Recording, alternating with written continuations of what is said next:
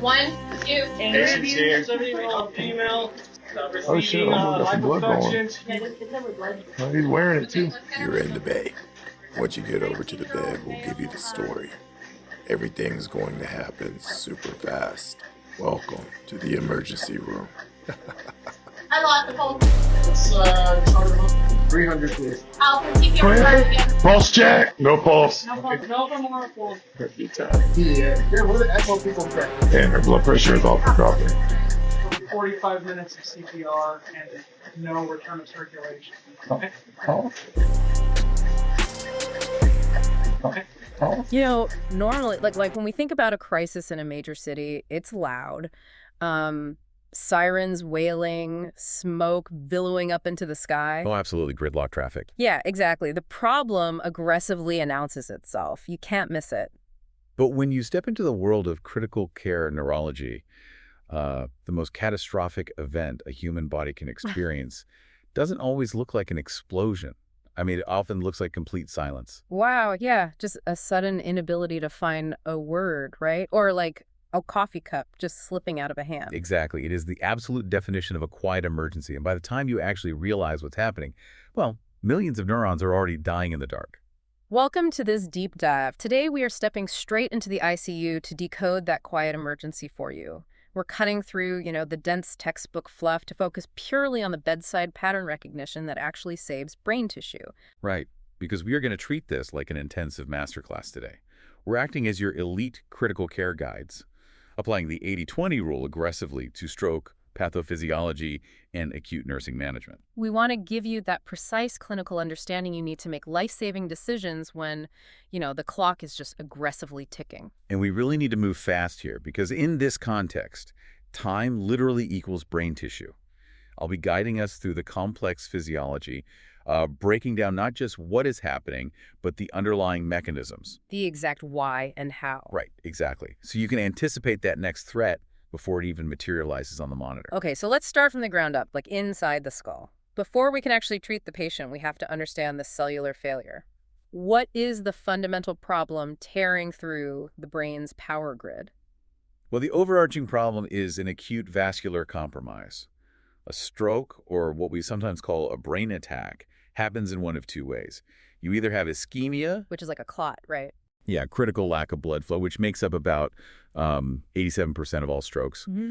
Or you have a hemorrhage, which is bleeding directly into the brain tissue or the surrounding spaces, and that's the other 13%. Okay, got it. But regardless of the type, it is the fifth most common cause of death and the leading cause of serious long-term disability. And the numbers in our sources for this deep dive, they're terrifying when you look at the brain's energy demands. Like, it consumes 20% of the body's cardiac output, but it has absolutely zero metabolic reserves. None whatsoever. It's incredibly fragile in that way. Yeah. If blood flow is totally interrupted, neurologic metabolism alters in just 30 seconds. 30 seconds? That's nothing. Right. And in 2 minutes, the metabolism stops completely. Yeah. In 5 minutes, irreversible cellular death actually begins.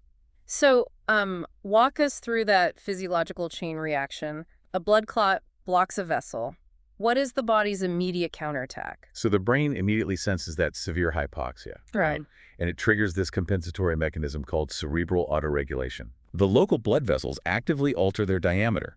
They dilate to decrease resistance and try to pull more blood in. And simultaneously, because the tissue isn't being perfused, carbon dioxide levels start to rise locally. And CO2 does what exactly? Well, CO2 is a highly potent vasodilator. It forces those vessels wide open, and then the brain becomes entirely dependent on the systemic blood pressure to violently push oxygen past that blockage. Okay, I'm picturing this like a major highway that's completely blocked by a massive wreck. And the local authorities immediately throw open all the tiny side roads and frontage routes just to keep the traffic moving. Our sources call this developing a collateral circulation. That is a highly accurate way to visualize it. But the problem is, those fragile little side roads, they can only handle the intense pressure of highway traffic for so long, Yeah, that makes sense. They'd get overwhelmed. Exactly. Decompensation occurs when that autoregulation eventually fails. Without oxygen, the sodium-potassium pumps in the cell membranes, they just fail. Sodium rushes into the cells, water follows, and the cells literally balloon up and die. Which causes profound cerebral edema. Yes. massive swelling. And because the skull is a closed, rigid, completely inflexible box, there's just nowhere for that swelling to go. Right, and that swelling drastically increases intracranial pressure, or ICP. That rising pressure physically compresses the remaining healthy brain tissue against the skull, cutting off its blood supply. Wow. So it creates a vicious compounding cycle. More ischemia, more swelling, more tissue death. Exactly. To think like an intensivist, your framework always has to be. The problem is vascular compromise. The failing physiology is ischemia or bleeding. The immediate threat is cell death and brain compression. And your intervention must be rapid reperfusion or decompression. Nailed it. That's exactly the mindset. Okay, let's take that framework straight to the bedside. I mean, we all know the basic fast warning signs, right? Face drooping, arm weakness, speech difficulties, time to call 911. Sure, the basics. But in the ICU, we're looking way past that. We need to spot the subtle, late-stage indicators before the damage is completely irreversible. Right, because if you were doing a neuroassessment and you suddenly see fixed and dilated pupils or abnormal decorticate or decerebrate body posturing. Like when their arms curl in or painfully extend out. Exactly, that rigid posturing. Or if they fall into a rapidly deepening coma, you are no longer just looking at localized ischemia. What are we looking at then? You are looking at a brainstem being physically crushed by skyrocketing intracranial pressure. That is a patient on the absolute verge of brain herniation, which is unfortunately frequently fatal. Oh, wow. Okay, let's map the wiring for a second, because the presentation of these deficits can be like a clinical puzzle.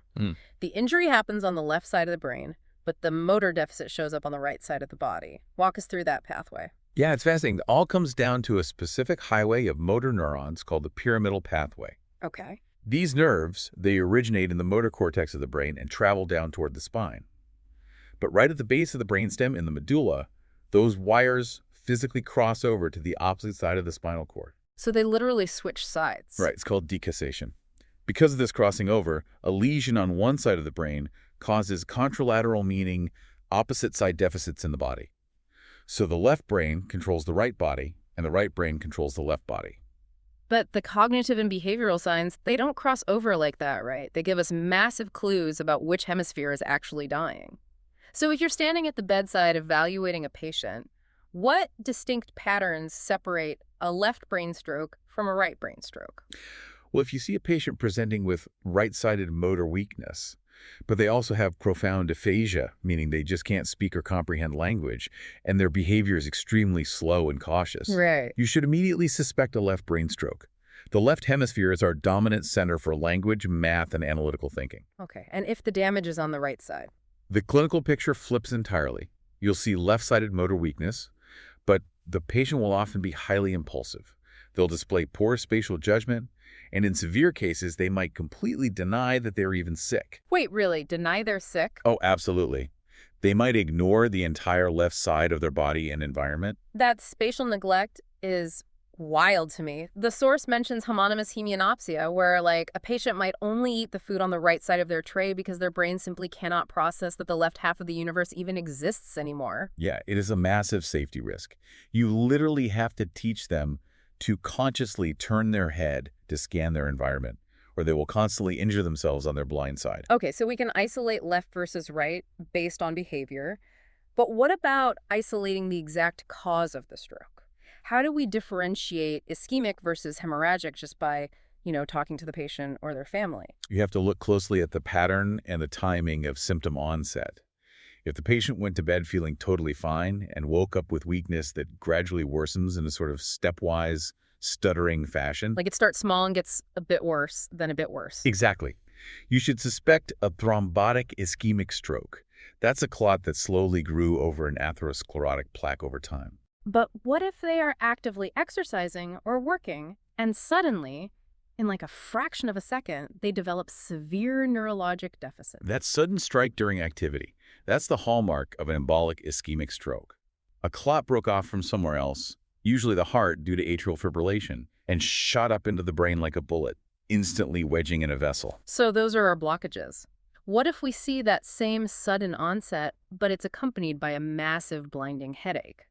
We're shifting our suspicion away from a blockage and toward a rupture, right? Without a doubt. If a patient drops to their knees complaining of the absolute worst headache of my life, accompanied by explosive nausea, vomiting, and a rapid drop in their level of consciousness, you must suspect a hemorrhagic stroke. Right. Specifically, a subarachnoid hemorrhage, which is most often caused by a ruptured cerebral aneurysm. Okay, so our suspicions are raised, the clinical patterns are clear, but we obviously can't treat based on suspicion alone. We need to see inside the brain. What is the absolute first diagnostic priority the second this patient hits the doors? The single most important diagnostic test is a non-contrast head CT or MRI performed immediately.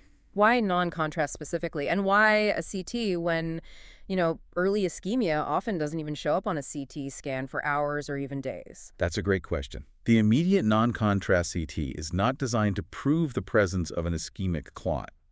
It is strictly performed to rule out blood. Oh, okay. We must instantly and definitively distinguish between an ischemic clot and a hemorrhagic bleed. Why? Because the primary treatment for an ischemic stroke-heavy clot-busting drugs will cause a hemorrhagic stroke patient to literally bleed to death in minutes. Wow, so it's the ultimate fork in the road. While they are in the scanner, we're drawing high-yield labs.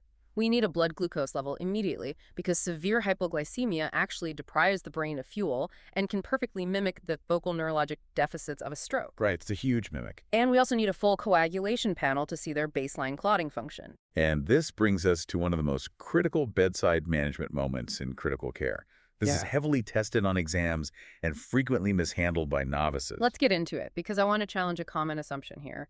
Let's say our patient rolls out of the CT scanner. We've confirmed it's an ischemic stroke, so a clot, but their blood pressure is sky high, like sitting at 190/105. Okay, pretty typical. My immediate instinct as a clinician is to drop that pressure aggressively so they don't blow a vessel in their brain.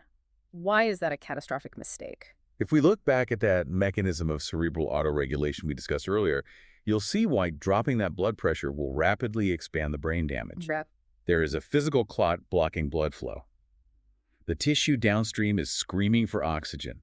The body responds by intentionally clamping down systemic blood vessels and jacking up the blood pressure. So high blood pressure is actually saving them. Yes. It is mounting a massive physiological rescue mission, using extreme pressure to physically force collateral blood flow past the clot to keep the surrounding tissue alive. We call this permissive hypertension. So if I administer an IV antihypertensive and drop their blood pressure down to a quote-unquote healthy 120/80, I've just removed the only driving force keeping that borderline brain tissue alive. You would actively cause the stroke to worsen.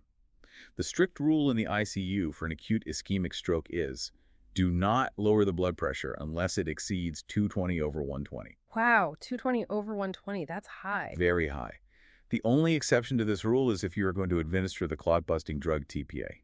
In that specific scenario, you must gently lower the blood pressure to under 185/110, just to reduce the risk of the drug causing a secondary intracranial hemorrhage. That is a phenomenal clinical pearl. So let's talk about fluids while we're managing hemodynamics. A lot of patients get B5W dextrose in water for hydration. Is that safe here? No. You must avoid D5W and all other hypotonic solutions. Because they are hypotonic, they will cause free water to shift out of the bloodstream and directly into the brain cells. Oh man, which massively worsens the cerebral edema and spikes the intracranial pressure. Exactly. You stick to isotonic normal saline, and you must monitor their serum sodium closely. The sheer stress of a stroke often causes the posterior pituitary gland to secrete inappropriate amounts of antidiuretic hormone, or ADH. And because ADH forces the kidneys to hold on to pure water, that excess water dilutes the sodium in the blood, causing hyponatremia, which in turn drives even more water into the swollen brain cells. It's a cascading disaster. Right, but a completely preventable one if you understand the underlying endocrine shift. Absolutely. So we have our diagnosis, we've ruled out a bleed on the CT, and we understand the hemodynamics. You're standing at the bedside, the clock is ticking. What's the absolute first move you make before you even think about long-term planning? Let's structure our immediate nursing actions, going back to the ADPI framework. The single most important historical question you must ask the family or the patient is, what was the exact time of symptom onset? Or when were they last known to be perfectly normal? Right. Because the clock for our most powerful interventions starts ticking from that exact minute, not the minute they arrive at the hospital. Exactly right. The American Heart Association establishes a strict goal. We want a door-to-needle time in under 60 minutes. From the second they roll through the doors to the second the clot-busting drug entered their vein, less than an hour should pass. So in a high-stakes scenario, let's rank our priorities for you. First, next, then. Okay, first, always assess the ABC's airway, breathing, circulation. A patient with an altered level of consciousness is at extreme risk of losing their airway. Remove any dentures, place supplemental oxygen if their saturation drops below 95%, and ensure they are ventilating adequately. Got it. And next T. Next T. Activate the stroke code team and transport the patient to the CT scanner immediately. While moving, establish 2 large-bore IVs and initiate normal saline. And then. Keep the patient strictly NPO, meaning nothing by mouth. A lot of people might wonder why NPO is such a massive priority in those first frantic minutes. Well, a stroke frequently damages cranial nerves 9 and 10, which control the gag and swallow reflexes. If you give this patient even a tiny sip of water or an oral medication, their paralyzed throat muscles won't coordinate, and they will silently aspirate that fluid straight into their lungs. And aspiration pneumonia will kill a stroke patient just as efficiently as the stroke itself. Exactly. They must remain strictly NPO until a speech therapist formally evaluates their swallow function. Okay, the groundwork is laid, the patient is safe. Now let's bring in the heavy artillery, medications and procedures. We've confirmed an ischemic stroke on the CT. What is our primary pharmacological weapon? Our primary weapon is TPA recombinant tissue plasminogen activator, often called alteplase. How exactly does TPA work its magic on, like, a molecular level? It is a potent, aggressive fibrinolytic. When administered intravenously, it circulates and binds directly to the fibrin mesh holding the blood clot together. Okay. It then converts a circulating protein called plasminogen into an active enzyme called plasmin. And plasmin aggressively digests the fibrin strands, physically shattering the clot and restoring blood flow to the starving brain tissue. But a drug that powerful has massive strings attached. Oh, huge strings. Yeah. It has an incredibly narrow therapeutic window. It must be administered within 3 to 4.5 hours of the exact onset of symptoms. What happens if a patient arrives at hour 6 and we give it anyway? By hour 6, the ischemic brain tissue has already died, and the blood vessels in that area have become necrotic and fragile. If you shatter the clot at that point, high-pressure blood will rush into those dead fragile vessels, tear them open, and you will cause a massive fatal hemorrhagic conversion right into the dead tissue. Which perfectly explains the strict hold parameters. We hold TPA if they have a history of a recent gastrointestinal bleed, head trauma, a previous stroke within the past 3 months, major surgery within 14 days, or if we cannot get their blood pressure safely below 185/110. Right. All of those represent unacceptable bleeding risks. Yeah. Now, what if the initial CT scan showed a subarachnoid hemorrhage? We obviously cannot use TPA. So we shift our focus from busting a clot to managing the fallout of the bleed. Our sources highlight a specific calcium channel blocker called nimodipine. Why is that the drug of choice for a hemorrhage? When an aneurysm ruptures, highly irritating blood pools on the delicate surface of the brain. This irritation causes the surrounding healthy blood vessels to violently spasm and clamp down. Which can severely restrict blood flow and cause a secondary ischemic stroke on top of the bleed, right? Exactly. Nimodipine specifically targets those cerebral blood vessels to prevent that vasospasm. But as a critical care nurse, you must assess their apical heart rate and blood pressure before every single dose. Hold parameters again. Right. If their heart rate falls below 60 or their systolic blood pressure drops below 90, you hold the drug and notify the provider because further drops in pressure will severely compromise cerebral perfusion. Medicine has also advanced far beyond just IV drugs. We have incredible physical procedures now. For ischemic strokes, endovascular therapy using stent retrievers is becoming the gold standard. It really is. A specialist threads a catheter from the femoral artery all the way up into the brain, expands a tiny wire cage inside the clot, and literally drags the blockage out of the head. It provides dramatic, almost immediate reperfusion. But for hemorrhagic stroke, specifically aneurysms, we use surgical clipping or endovascular coiling. Clipping is a full craniotomy, opening the skull to place a tiny titanium clamp across the neck of the aneurysm to stop the bleeding. I'm picturing endovascular coiling like finding a dangerous expanding pothole on the side of a busy street. Instead of shutting down the street and digging it up, they thread a catheter up and pack that pothole completely full of soft platinum wire mesh. That's a surprisingly accurate way to describe Guglielmi detachable coils. The platinum mesh slows the blood flow inside the aneurysm, causing a localized clot to form.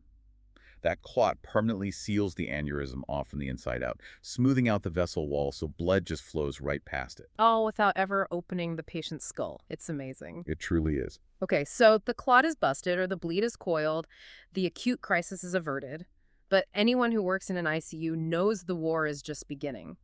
The brain's inflammatory response is ramping up. What is the hidden threat over the next few days that is going to try to kill this patient? The most dangerous post-stroke complication is increased intracranial pressure leading to brain herniation. Because of the cellular death and inflammation, cerebral edema steadily increases, usually peaking around 72 hours after the initial stroke. So a patient might look perfectly stable on day 1 and suddenly crash on day 3. What is the very first subtle clinical sign that their ICP is rising? The earliest and most critical sign of increasing ICP is a subtle decrease in their level of consciousness, or LOC. As pressure builds, it compresses the reticular activating system in the brainstem, which controls wakefulness. If a patient who was previously awake and conversing becomes increasingly drowsy, difficult to arouse, or newly confused, they are actively deteriorating. If we see that LOC dropping, we need to maximize venous drainage immediately to get excess blood out of the skull. We elevate the head of the bed to 30 degrees. We keep their head and neck perfectly midline. Because if their neck is twisted or flexed, it physically kinks the jugular veins, trapping venous blood inside the skull and driving pressure higher. You must also avoid extreme hip flexion. Let's quickly connect that mechanism. Flexing the hips increases intra-abdominal pressure, which pushes up on the diaphragm, increasing intrathoracic pressure, which ultimately blocks venous drainage from the head. It's all connected. Every single position change impacts hemodynamics. You also need to know when to escalate. If you observe subtle drifts in their NIH Stroke Scale score, perhaps their facial droop is slightly worse, or their blood pressure is drifting out of parameters, you notify the provider. But if you see a sudden steep drop in responsiveness, an inability to clear their own airway secretions due to an absent gag reflex, or unequal pupils, you call a rapid response or a code immediately. I want to highlight a couple of common novice ICU traps mentioned in the texts. I see well-meaning nurses wanting to put hard footboards on the bed to prevent foot drop in paralyzed legs. Why is that a physiological mistake? It seems intuitive, right? But when a patient suffers an upper motor neuron lesion from a stroke, they lose inhibitory control, leading to severe muscle spasticity. Okay. Pushing a hard footboard against the bottom of their foot provides continuous sensory stimulation that triggers a reflex arc. This actually increases spasticity, making the plantar flexion, the foot drop, significantly worse. You should use high-top tennis shoes or specialized soft splints instead. Another major trap involves managing constipation. The source is adamant. Never ever use enemas for a stroke patient. What is the exact mechanism there? Enemas cause intense vagal nerve stimulation.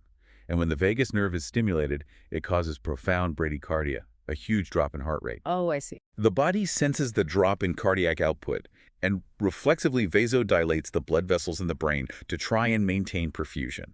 That sudden rush of blood volume into a brain that is already swollen causes a lethal spike in intracranial pressure. So stick to oral fluids, fiber, and gentle stool softeners. Absolutely. Well, we've covered a massive amount of intense, high-stakes physiology. Let's bring it all home with our core takeaways for you listening. Let's do it. Here is your intensive, if you remember, only 5 things summary. Number 1. Number 1, core pathophysiology. A stroke is an interrupted blood flow, either ischemia or hemorrhage, leading to rapid cellular death and localized loss of function based on the specific artery affected. Number 2. Key assessment finding. You must establish the exact time of symptom onset and look for contralateral motor deficits. Number 3. Most dangerous complication. Increased ICP leading to brain herniation, signaled first by a decreasing level of consciousness. Number 4. Priority nursing action. Maintain the airway, keep them strictly NPO until a swallow screen is done, and rush them to a non-contrast CT scan. And number 5. Most important treatment. TPA within 3 to 4.5 hours for ischemic strokes and surgical clipping or endovascular coiling for hemorrhagic strokes. Perfect. If we had to paint a one-sentence clinical picture of a classic presentation for the exams. Picture an older adult with a history of atrial fibrillation who suddenly develops right-sided weakness, expressive aphasia, and cautious behavior. This combination perfectly signals a left brain embolic stroke requiring immediate airway protection, a non-contrast CT, and permissive hypertension management.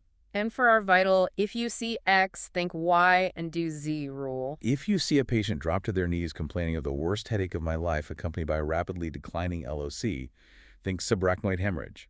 Immediately secure their airway, ensure a midline head position to maximize venous drainage, and prepare them for emergent imaging. Incredible.